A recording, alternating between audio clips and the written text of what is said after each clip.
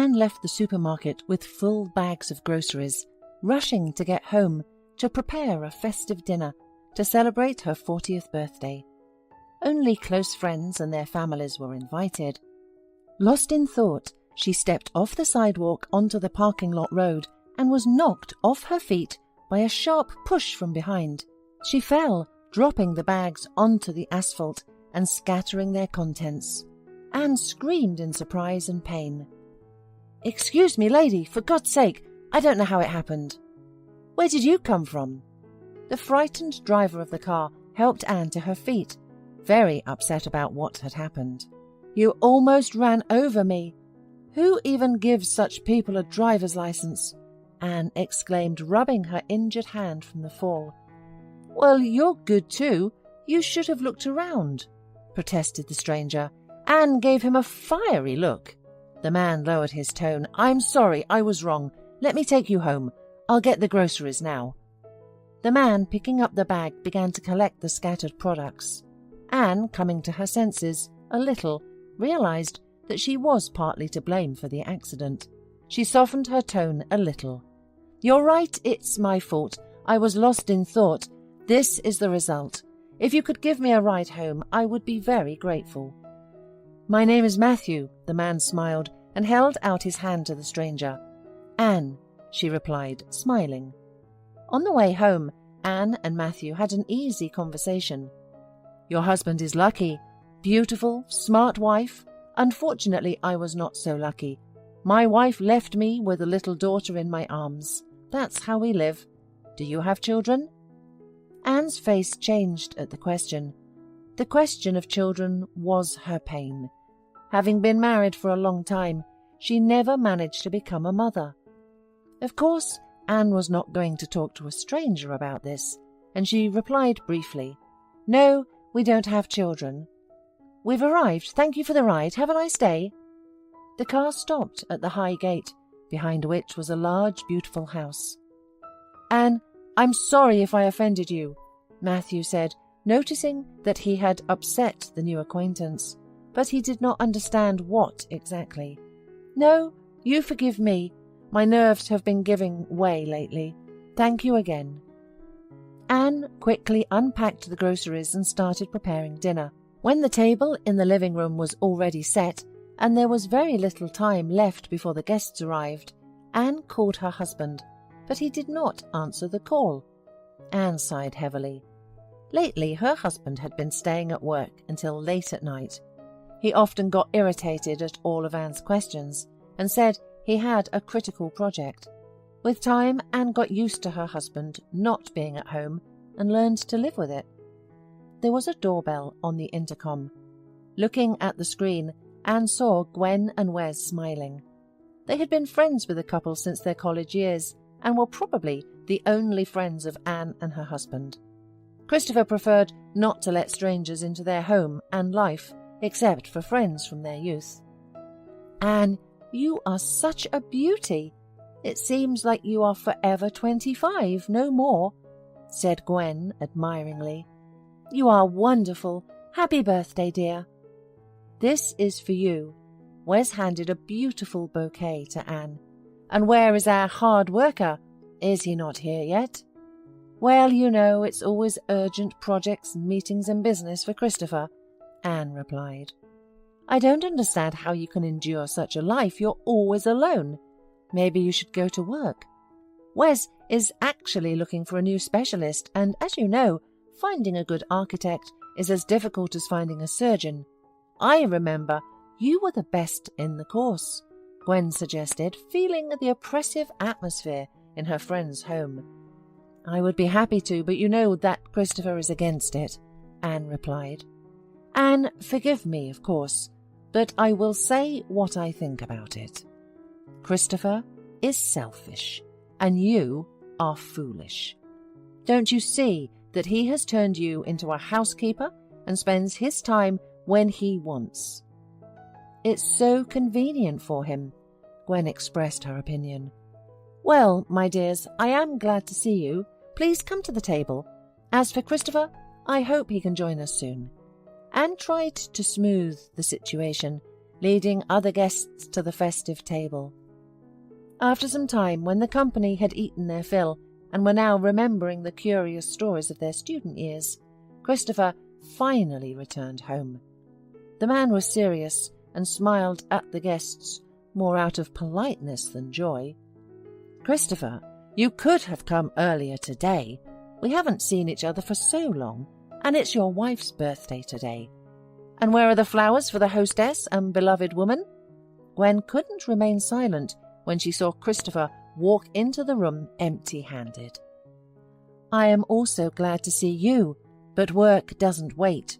Wes probably understands me," the man replied, showing everyone that he did not like listening to such speeches. "I didn't have time to buy flowers. I was rushing, as you see. Anne, happy birthday." "Thank you, dear." Anne opened the box and smiled sadly. Christopher never bothered about getting her a gift. He always gave his wife something from jewellery, and this year was no exception. The table became a little more cheerful with the arrival of the homeowner, but constant messages on his mobile phone interrupted conversations. At the end of the evening, after saying goodbye to Anne and Christopher, friends left the big house, and silence fell again. Anne began to clean up the table, and Christopher was constantly absorbed in his phone. When the cleaning was done, Anne turned to her husband. "Christopher, don't you think that even when you're at home, you're very far from it in your thoughts?" "Anne, don't nitpick. I'm working." "Okay, I understand," the woman said silently and walked to the bedroom. Barely holding back tears, she entered the room and allowed herself to cry. Despite being married, Anne felt very lonely and unwanted. Her father passed away when she was young, and her relationship with her stepfather never really worked out. Thankfully, Anne's friends never disappeared from her life. Otherwise, she would have been completely alone. Anne remembered her conversation with her friends and seriously considered the need to start working. She could spend her time productively and not feel so lonely. The next morning, Anne woke up early and noticed that her husband wasn't next to her. She had a bad feeling and knew that something wasn't right. Anne peeked into her husband's slightly open study door and saw Christopher sleeping on the couch, hiding under a jacket. Her heart raced in her chest. Something was definitely going on with her husband and their family as a whole. After taking a shower and getting ready, Anne went downstairs to the living room. Christopher was sitting in a chair, staring thoughtfully at the landscape beyond the window, with a cup of coffee in his hands. He didn't notice his wife's presence at first, and when Anne greeted him, Christopher jumped in surprise. "You've been acting strange lately. Are you okay? You slept in the office? Are you avoiding me? Christopher, do you encounter problems at work? What's going on?" Anne asked all the questions that bothered her. "We need to talk," Christopher replied in a calm voice. "Yes, I wanted to talk to you as well. I know you'll be against it, but I've decided to start working. I've fallen in love with another woman. She's pregnant and we're expecting a child," Christopher answered in the same mundane tone of voice. Anne's vision blurred. She swayed and could barely stand. "But how long has your affair been going on?" was all she could ask. "What does it matter? I found out about the pregnancy yesterday, if it's so important to you," Christopher said. "Thank you for not ruining my birthday," whispered Anne, and her tears streamed down her face. "Listen, let's do without hysterics," Christopher said. "Christopher, don't you care about my feelings at all?" "And what do you care about mine, Anne? I'm 40 years old, and all of my acquaintances already have children. And what do we have?" Christopher raised his voice, completely unaffected by his wife's tears. "How dare you blame me for not having children? You know how much I've been through, how many doctors I've seen." "Anne, stop this spectacle. Why all this tragedy? Thousands of people get divorced and move on. Understand, I will soon have a son, and I will finally be happy.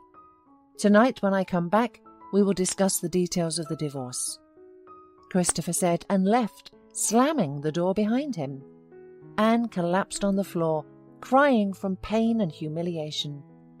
Christopher decided that the first thing he would do was to stop by his mistress Ellen and let her know that he had finally confessed everything to his spouse and that they would soon get divorced. He planned to legalize his relationship with Ellen afterward. Christopher used his key to open the door to the apartment he rented for Ellen, but was surprised to see her packing her things in a huge suitcase. "I'm home. Why isn't anyone greeting me? And what's going on here? Are we going somewhere?" he asked with a smile. Ellen was surprised to see Christopher. Hi, darling, I didn't expect you so early," she said. "So, you didn't answer me. Are we going somewhere?" Christopher asked, twirling Ellen in his arms. The young woman pouted theatrically. Christopher looked at her questioningly. "Yes, we're going to your beautiful country house, where your wife is currently enjoying life." "Well, dear, she has nowhere else to go for now. I have to buy her an apartment. Understand, I can't just throw Anne out onto the street," Christopher explained, frowning. But Ellen wasn't listening to him. "I don't want to understand anything. We're a family, there are almost 3 of us, and we are huddled in this miserable tiny apartment, while she lives alone in her pleasure in the big house. Besides, our baby needs fresh air, and we're forced to live in the city and breathe this polluted air." Ellen was almost in tears, gently stroking her stomach for greater persuasiveness. "You're probably right. Don't be upset. Don't upset our son." "Well then, we'll move," Christopher said. Anne was shocked by her husband's betrayal and couldn't gather her thoughts. After sitting on the couch for half a day, she thought it was just a cruel, silly joke. "Christopher will come and say that it's a prank. Just a prank," Anne repeated aloud like a spell. The incoming call on her mobile phone made the woman tremble. She didn't want to talk to anyone, but wiping away her tears, Anne looked at the phone screen. Her heart was pounding wildly in her chest. Christopher was calling. Flicking her finger up the screen, she answered the call, but the knot in her throat didn't allow her to say a word. "Are you there? Okay, you don't have to say anything. Listen, I found you an apartment. You need to take a look at it," Christopher said. Anne didn't bother to listen to her husband's delusional speech and simply hung up. She believed that such issues should be discussed face to face, not over the phone. Brewing herself a cup of herbal tea, Anne settled on the cozy terrace of her home. She loved this house very much. They bought it together with her husband when they were very young, invested their souls in it and gradually built their lives together.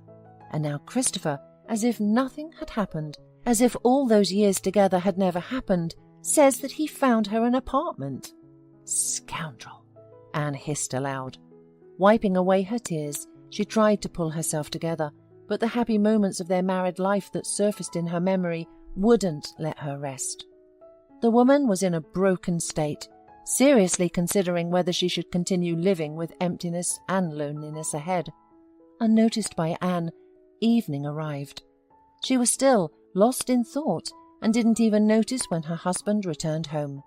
Christopher found his wife and immediately got down to serious talk. "Anne, what was that? You hung up the phone and didn't answer my calls. We are adults, after all. Let's part peacefully and amicably." "I'm not holding you back." "What do you mean?" "What don't you understand? I'm not holding you back. Go to your mistress if you want." "I found you an apartment." "An apartment? Then go there. I'm in my own home and I'm not going to vacate it for your mistress. In the worst case, we will sell it and divide the money. I think that would be fair." "Anne, this is actually a house bought under my mother's name, if you remember. Moreover, it cannot be sold as it is under mortgage." "Excellent, dear. Now I understand why you insisted on registering the house in your mother's name. You covered your back very well. Do you remember that I sold my apartment years ago and invested everything I had in this house?" "I remember everything. That's why I'm telling you that I found you an apartment. You need to see it, and then we can finalize the deal and also the divorce." "Well, fine, live here, but remember, you have to answer for everything in this life. For everything.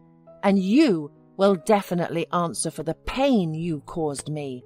The next day, Anne went to see the apartment her spouse had found for her. Along the way, she remembered how happy she and Christopher had been, how much they had gone through together to achieve what they wanted, what it had cost to arrange their home, and how strongly she supported her husband. Anne had sacrificed her own career for her spouse. She had helped him with complex projects, and now the woman simply couldn't understand how Christopher could easily find a replacement. Anne understood that the main reason that she was at the divorce stage was the lack of children. This topic was very painful. How many times had she run around to the best doctors' offices? How many pills had she taken? How many injections had she endured? But all in vain. Doctors had just shrugged and couldn't explain why, after so many years spent together, she and her husband had no children. Christopher never blamed his wife for this problem directly, but nevertheless, he was sure that the problem was with his spouse. Anne was very pained to listen to when Christopher talked about Gwen and Wes, their growing son. Lost in thought, the woman didn't notice that she was standing right in front of the entrance to her new home. The apartment was on the 5th floor, turned out to be quite spacious and bright. Of course, it couldn't compare to a private house, but it was suitable for comfortable living. "Where I started once, I end now," muttered Anne. The next day her suitcases were almost packed. She took only what was hers, and sadly looked back at her home. Alas, she never found true happiness there. "Christopher, what is she doing here?" a woman cried out behind her. Anne turned around to see a young girl standing in front of her. She was about 20 years younger than Anne, beautiful and confident, and could have easily been Christopher's daughter. Anne smiled, feeling a lump in her throat.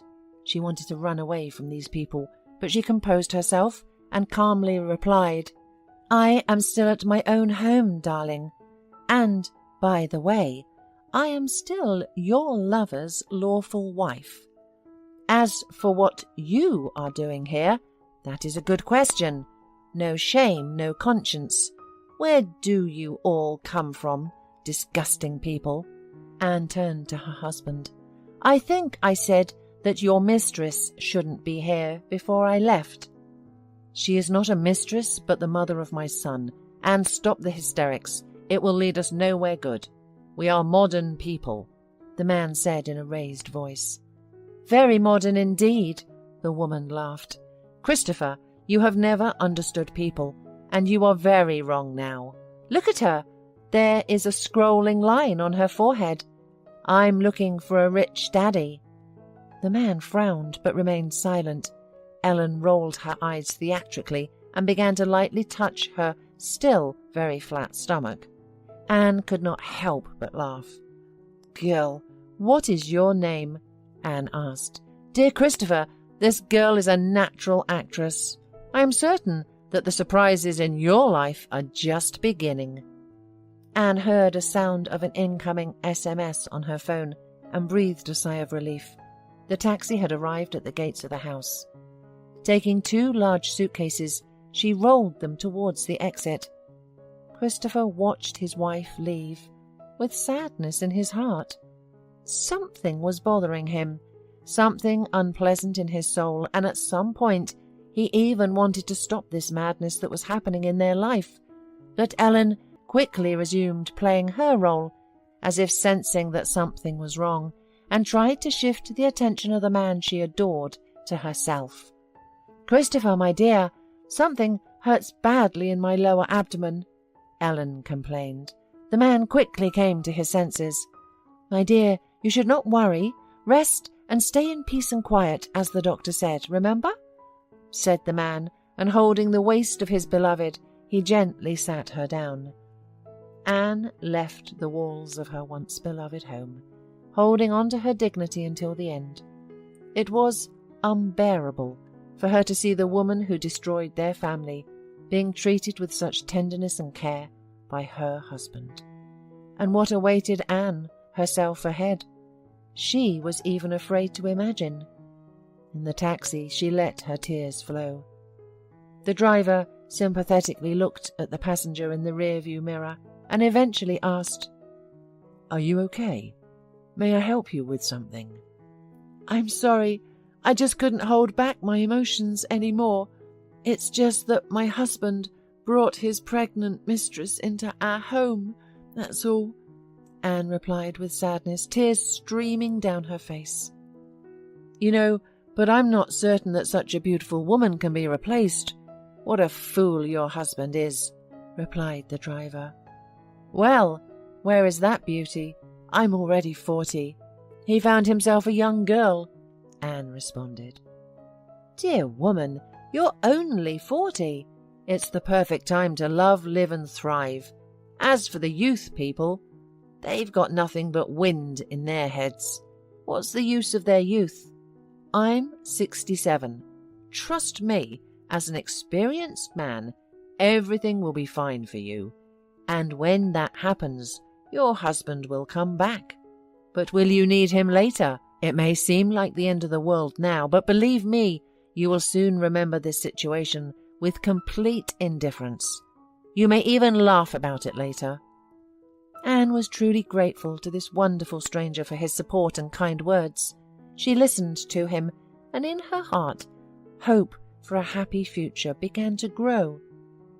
In her first month in her new place, Anne was arranging her life. The apartment in the new building was spacious and comfortable, but it couldn't compare to the cosy home where she had spent many years. Perhaps the woman would have gone crazy from loneliness and sad memories if it weren't for her childhood friends, Gwen and Wes, who supported her as best they could.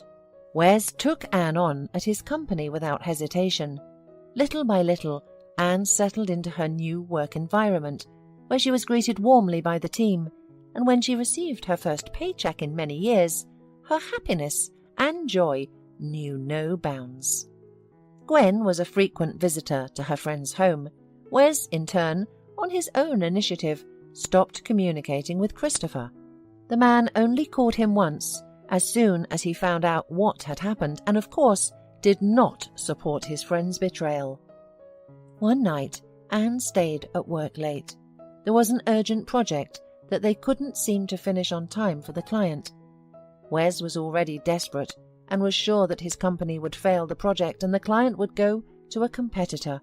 But Anne, remembering everything she had been taught at the university for many years, worked hard and fixed the situation. Leaving the finished project on Wes's desk, she left the office. It was quite damp and cold outside. The piercing wind literally blew through her coat. Anne shivered from the cold. "Oh, my bad. I should have called a taxi in advance," the woman scolded herself aloud. Looking around, Anne saw the headlights of a parked car on the other side of the street. The road was empty, so deciding to take a shortcut, she resolutely moved forward to cross the 4 lanes of the roadway. A second later, as soon as Anne stepped onto the road, a car jumped out from around the corner. The headlights blinded her. She heard the squeal of brakes and stumbled out of fright. "You're crazy and probably tired of living." She heard the voice of a man getting out of the car. "It's you who's crazy.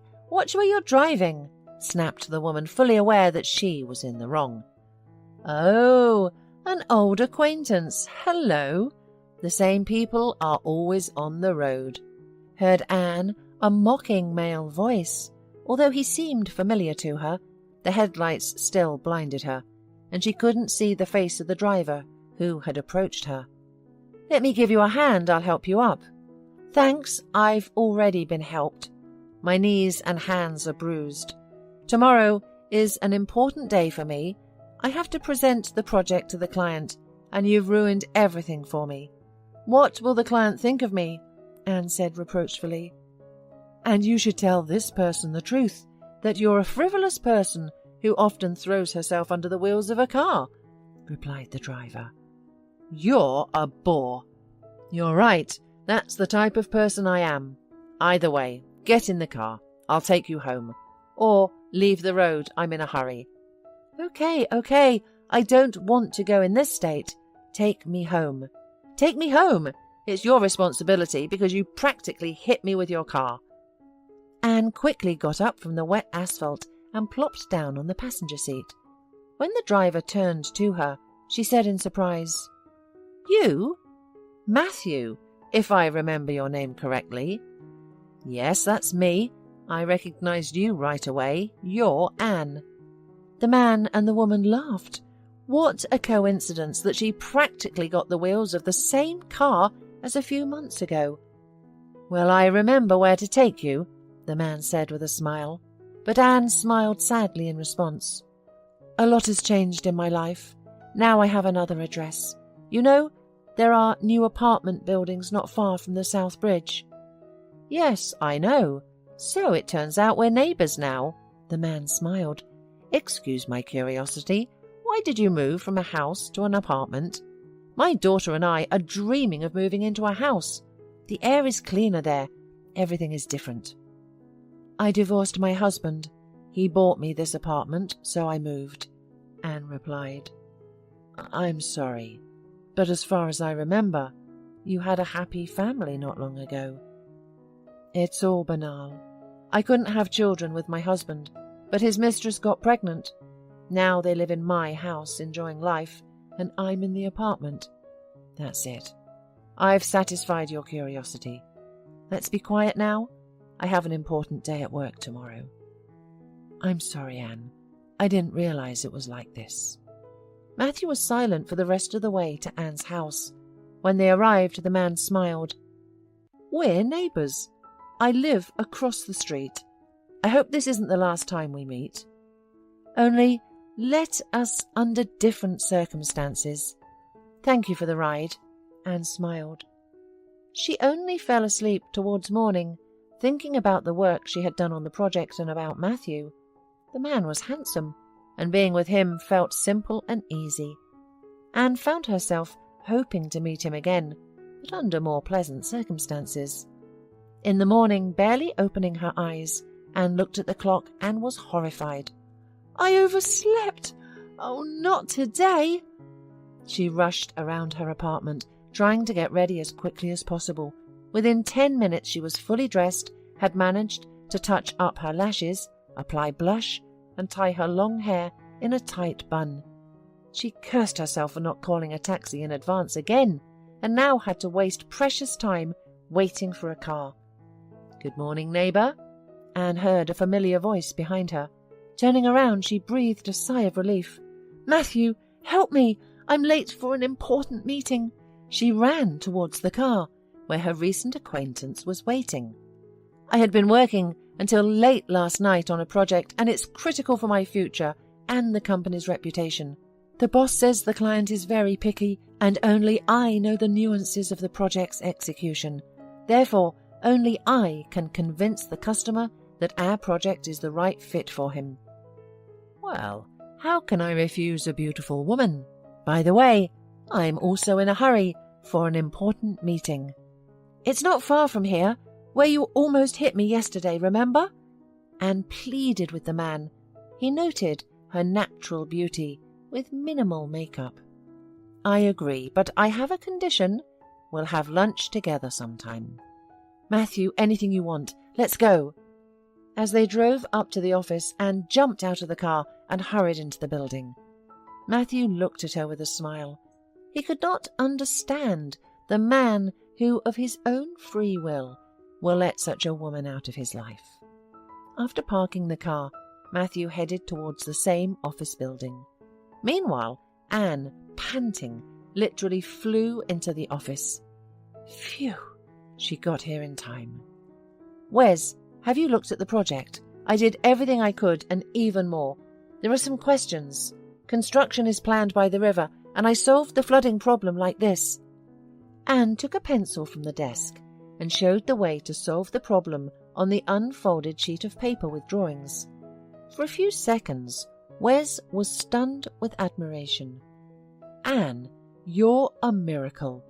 You did in one evening what my best specialists couldn't think of. My dear Anne, the client will be here from minute to minute, and all my hope is on you. Will you present your project? Wes, of course, don't worry. I'll do everything at the highest level, said Anne. Sorry for being late. Hearing a familiar voice, Anne could barely stand on her feet. Matthew, what are you doing here? Anne asked, turning to the voice. What a pleasant surprise, Anne. I suppose I'm the picky client who made you work late last night. The man smiled. At first, Wes was tense, but seeing the friendly atmosphere of the gathering, he felt relieved. Good day, Mr. Foy, and you, it turns out, are acquainted with our Anne. Wes extended his hand in greeting. Good day, yes, Anne and I are friends, and we live next door. I'm sure I'll like everything in the project. Anne, please, let's move on to the presentation. The negotiations went on in a pleasant atmosphere. Matthew was impressed by the professionalism of this lovely woman. To be honest, I approached another company with a similar question, but their project turned out to be a failure. They couldn't think of the details of how to deal with possible seasonal flooding. But you, Anne, succeeded. But it's not just my merit. Our whole team has been working on the house project, Anne replied, a little embarrassed. I like everything, Anne. I would like to invite you to our site, where the house will be located in the future. I also wanted to discuss some details. Will tomorrow suit you? Matthew asked. Anne blushed even more and looked at Wes. Well, Anne, you have an excellent understanding with the client, so congratulations. You will lead this project to the end. Wes smiled. All day, Anne was in a cheerful mood. Everything was gradually improving in her life. She hardly thought about her ex-husband, who had betrayed her. The way Anne looked at Matthew could not be hidden from the friend of her youth.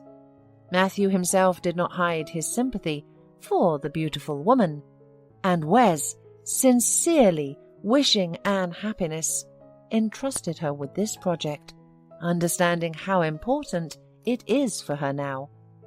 At the end of the workday, Anne left the office, and looking around, for some reason, she felt like Matthew was nearby. Anne, what are you looking for? Are you 20 years old? The woman asked herself aloud and prudently went to the regulated crossing. In the morning, as agreed, Anne was waiting for Matthew at the entrance. Anne hated unpunctuality, so when she spotted Matthew in the distance, Anne became indignant. Hello, Matthew. I've been waiting for you in the rain for half an hour. Hello, sorry, for God's sake, but my daughter got sick. Her temperature rose at night. I haven't written down your number, so I just couldn't warn you. Our trip is cancelled. Oh, I'm sorry, Matthew, the woman asked guiltily. Is there anything I can do to help? You know, I really need your help. I don't want to leave Eva alone. I need to go to the pharmacy. Let's do it this way. You go home and I'll go to the pharmacy. Write down my number. If you need anything else, call me. And you can call me anytime. I'll always help. Now tell me your apartment number. I'll quickly buy everything and bring it over. Thank you, Anne. You're really helping me out. 15 minutes later, Anne returned from the supermarket with a bag containing fruits and medicine bought from the list. Take off your coat and come in, please. Eva fell asleep. I made tea. You're all wet, and I wouldn't want you to get sick because of me, Matthew said tenderly, helped Anne take off her coat and invited her to the kitchen. To Anne's surprise, the atmosphere in Matthew's apartment was quite modest. She knew that the amount of money needed for Matthew's project was quite large. However, based on the situation in the apartment, it could be concluded that he was not a wealthy man. During tea, Matthew and Anne talked a lot, including about his little daughter Eva, who was only 5 years old. The girl was born healthy, but a month later, doctors diagnosed her with a congenital heart defect. When the baby was 1 year old, doctors performed a successful operation, and Eva quickly recovered. A year after the operation, Eva had her first asthma attack. Matthew did everything he could for his daughter, but no one was able to cure her completely. The only thing doctors recommended was to take the child out of the city more often and change the environment. Fresh, clean air will certainly be good for her, and maybe the disease will go away altogether. She will grow up and be completely healthy. That's why I thought building a house now is the way to go. The only problem was that the house would be practically by the river. You're the only one who could solve that problem. Matthew, please, excuse my curiosity, but what do you do? Where do you work? It must be difficult to raise a daughter alone. You're a mum and a dad to the little girl. Well, of course, it's very difficult sometimes, especially when my daughter is sick. I'm terribly worried. When Eva is healthy, I take her to daycare and go to work myself. I'm a mechanic at a technical service station. How do you manage to do everything? I'm used to it.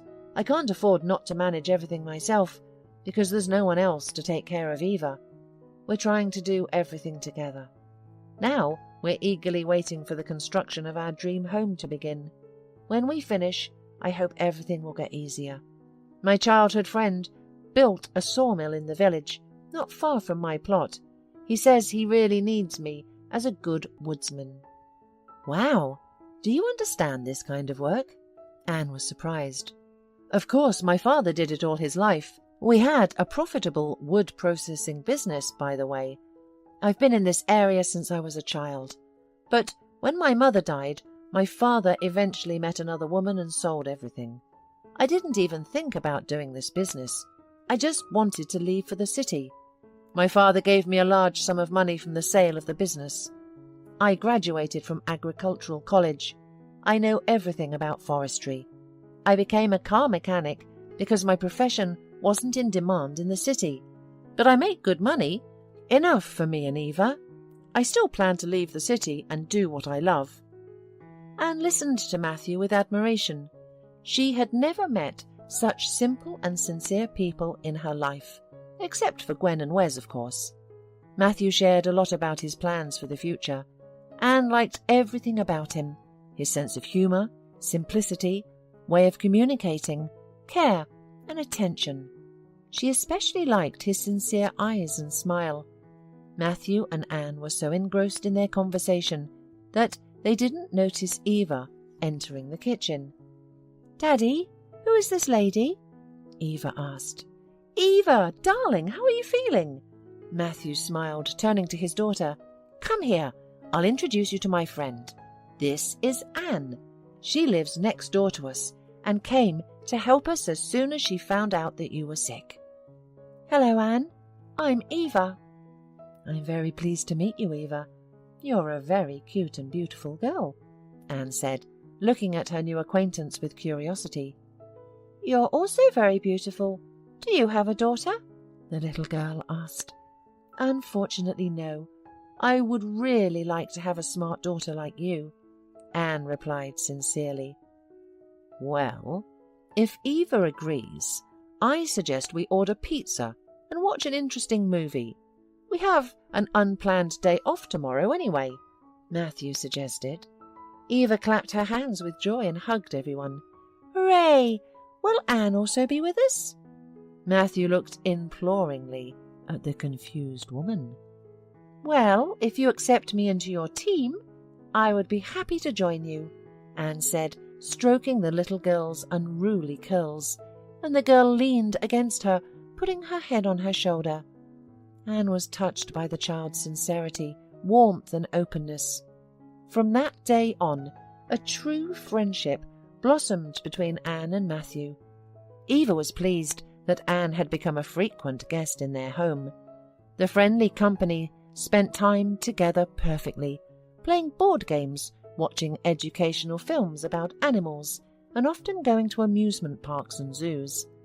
After spending months together, Anne could no longer imagine her life without Matthew and Eva, just as Matthew and his daughter couldn't imagine their lives without Anne.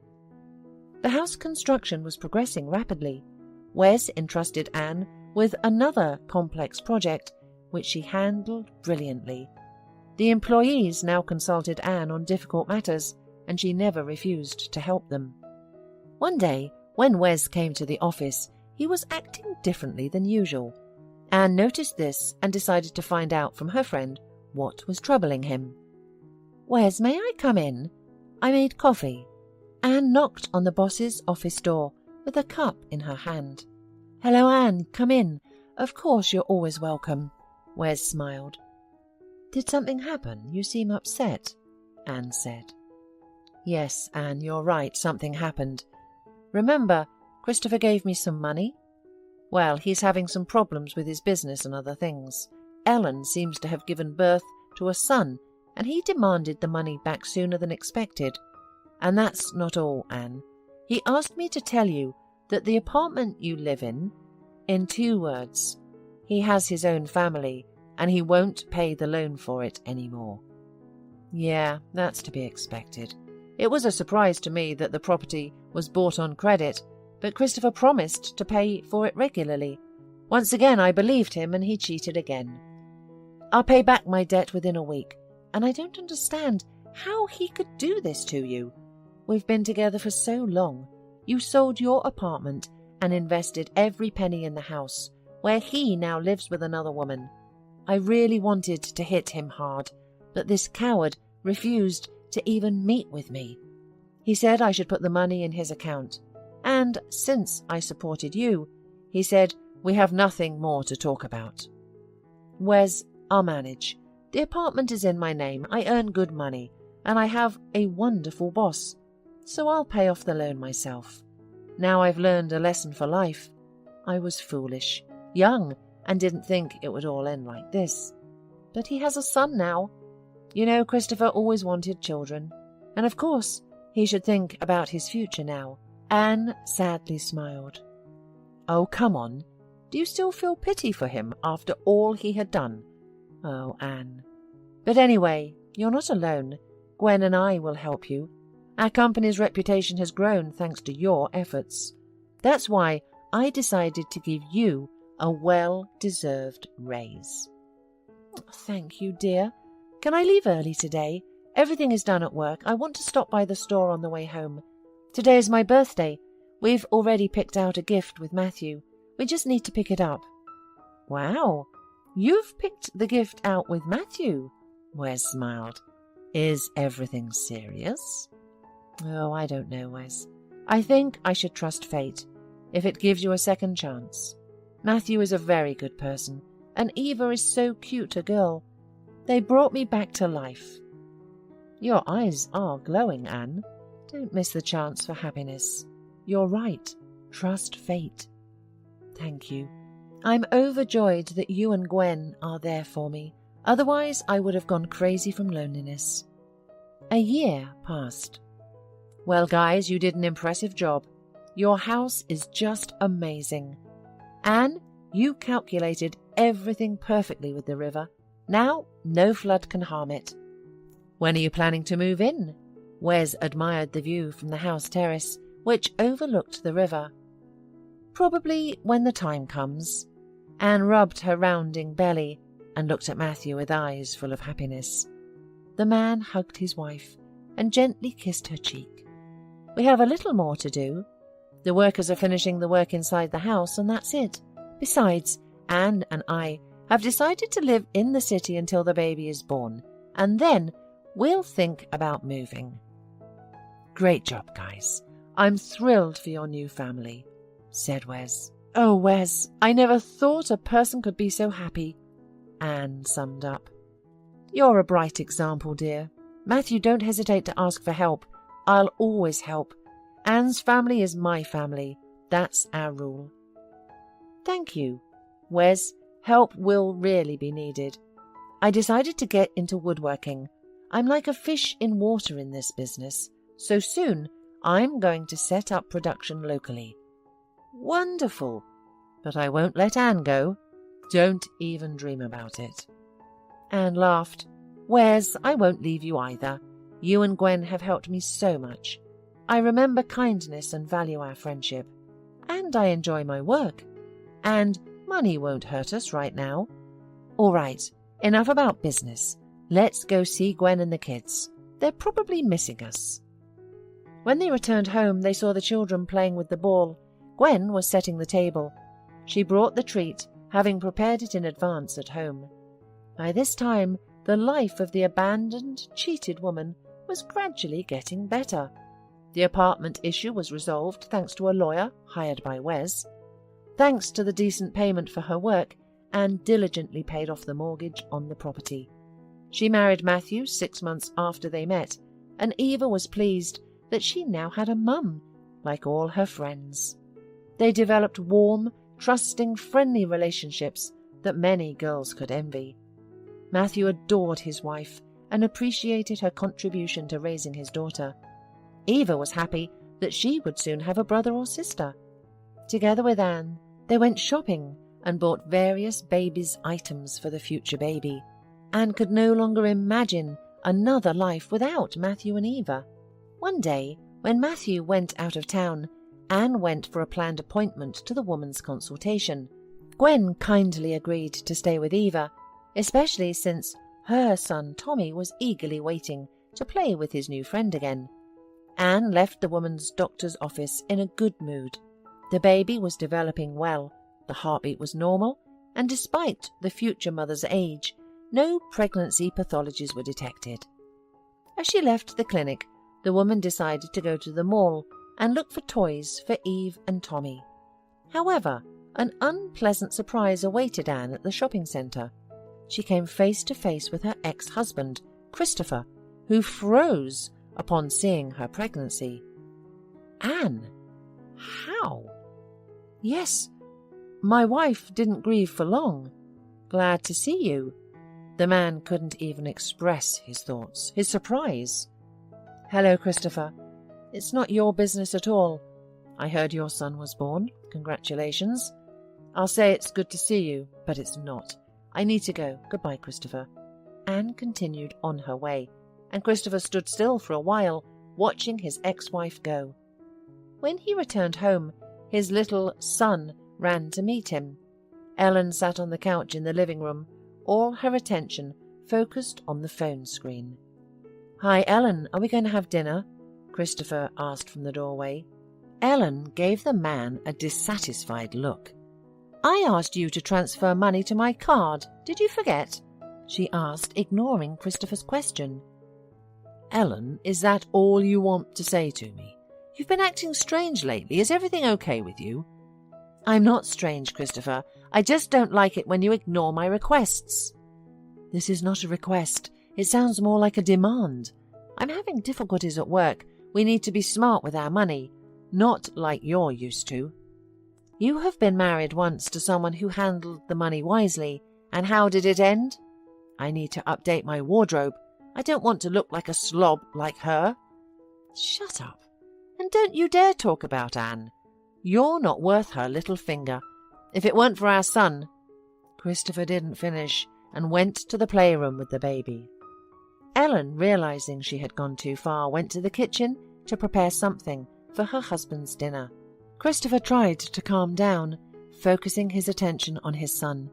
But what the 2-year-old had told him had left some doubts in the man's mind. The little boy shared with his father how he spent his day, telling him in his own childish way that he had ice cream and played with his uncle.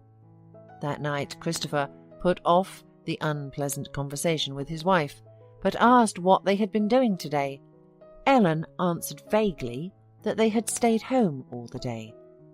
At night, Christopher couldn't get Anne out of his head. He noted to himself how good she still looked and how pregnancy suited her. The thought that his ex-wife was happy with someone else drove him crazy. A sudden wave of unfounded jealousy overwhelmed him again and again. The next day, Christopher went to work as usual. Unexpectedly, he said to Ellen as he left the house, "I sent you the money you asked for on your card, so update your wardrobe." After hearing these words, Ellen smiled and literally jumped on her husband, wrapping her arms around his neck. My dear, thank you. I love you, my love." "See you tonight," said Christopher. He carefully pushed his wife aside and left the house until evening. The man did not go to work that day. Instead, he decided to follow Ellen to see if she really would go shopping with their son, and soon he got very disappointed because he caught his spouse in the act of deception. As soon as Ellen left the house with their son, Christopher set off after her. He drove cautiously so as not to be noticed.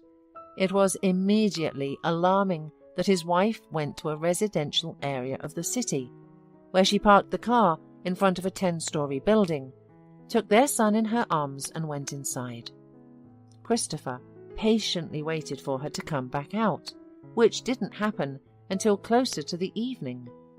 Ellen left someone else's house, accompanied by a young man carrying Christopher's son on his shoulders.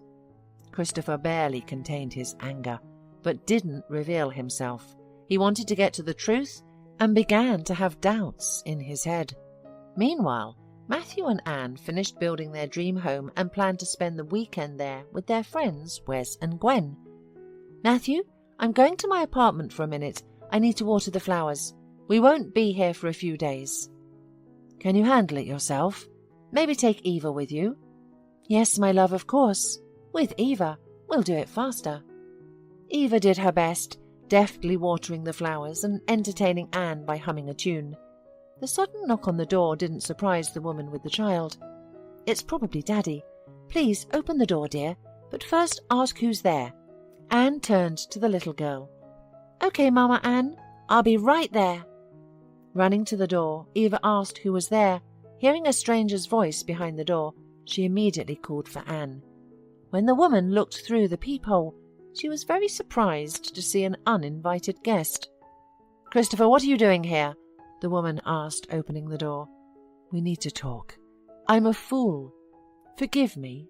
I apologize for what I've done to you. Let's start over, please." Anne looked at Eva and smiled at her. "Eva, go check if we watered all the flowers together.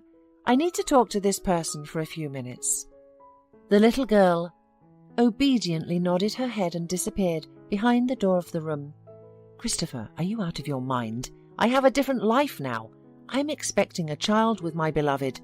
Once upon a time, you said you were finally happy, and you were about to have a son, remember? Well, now I understand what you meant. Christopher, I'm finally happy. I have a daughter, and another child is on the way. I don't love you. I let you go a long time ago." "And no, you can't. I was a fool. I'm divorcing Ellen. She lied to me from the very beginning. She was with me for the money. My son, he isn't mine. It's all a long story. I did a DNA test. Ellen gave birth to a son by another man. And the worst part is, all this time, while I wasn't home, she was spending time with the boy's biological father. Ellen provided for her lover at my expense. Anne, I'm all alone now. Forgive me and come back to our home. Remember how happy we were together there? I will love your child as my own. I will be lost without you." Christopher looked hopefully at his ex-wife. "Now you understand how I felt when you betrayed me. Only, Christopher, let's be honest. I was a faithful wife. I never betrayed you. You destroyed everything yourself. So, it turns out that the fact we didn't have children is not my fault at all. Christopher, you got what you deserved, but it came back to you like a boomerang. Leave, and never dare to come here again. I will never come back to you." Christopher was in despair. The apartment door opened and Matthew appeared on the doorstep.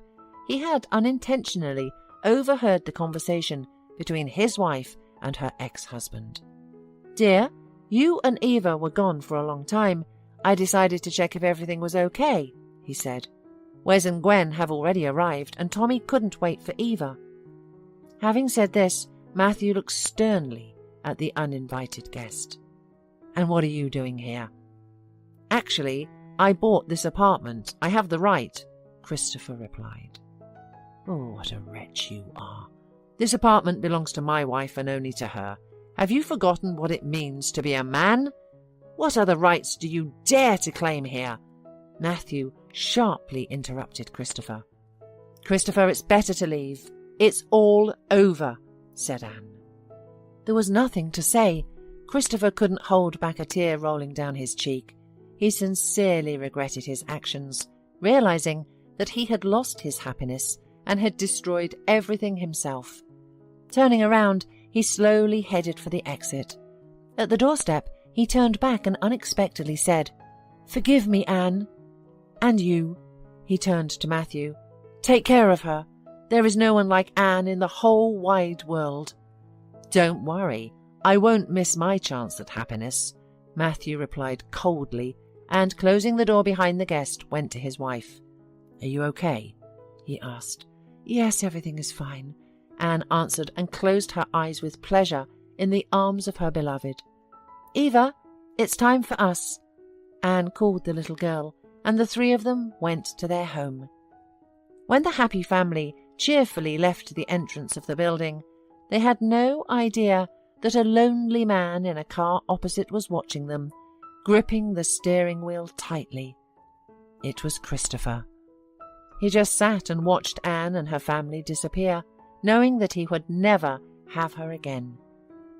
3 years passed, and a company of happy people came to spend time in pleasant company on the bank of the river in a cosy paradise corner.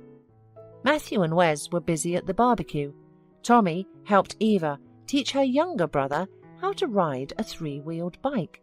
Anne and Gwen watched their loved ones lying on soft loungers by the riverbank.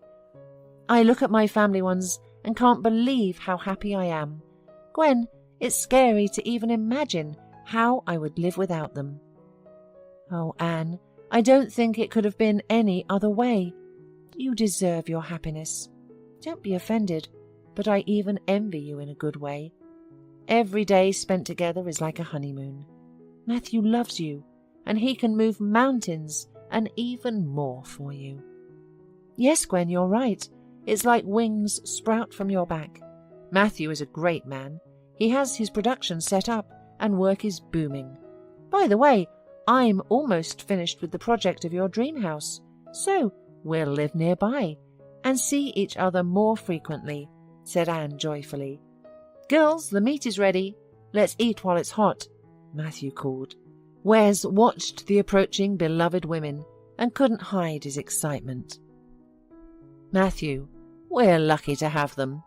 Matthew turned around and smiled, seeing beautiful and cheerful women in front of him. Anne thanked fate for everything that happened in her life, for both the bad and the good. Now she knew what a real family, joy and love were. The life of a deceived woman, abandoned in a moment, changed fundamentally, precisely when she least expected it. Nothing happens for no reason. Every meeting is for something. It's important to correctly recognize the signs of fate so as not to miss happiness passing you by. Every day, looking at how her beloved husband Matthew plays with the children and how happily they laugh, Anne thanked God for the chance of a happy and carefree future. She loves and she is loved. Anne now knew for sure that life could be started even at 40.